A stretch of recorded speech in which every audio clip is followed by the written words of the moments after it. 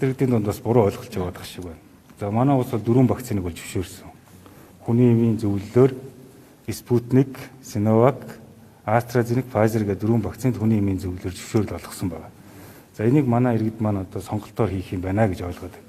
Сонголт гэдэг маань вакцинжуулахаас өмнө эмч үзлэг хийгээд за та харьшилтай юм байна. Одоо даралт ихсдэг юм байна. Тийм учраас одоо энэ вакцины тохирох юм байна гэж тэг заалтаар оруулахаас биш одоо нэг хүнд 4 вакцин за та энийг алийг сонгож хийх үү гэж тийм бол биш. Заалтаар хийж байгаа учраас энийг манай ард иргэд маань очиход 4 вакцин байх юм байд. За тэгээ би аль нэг нь өөрийнхөө дуртай хийх юм байна гэсэн тийм ойлголттой. Энэ бол тийм биш шүү. Энэ заалтаар хийж байгаа. За жишээ нь Спутник болон Синовак 65-аас дээш насны хүмүүст бол хийж болно. За харьцлын ур бол бага гэдэг юм байна. Жишээний энэ сонголтоор биш эмчийн заалтаар хийж байгаа.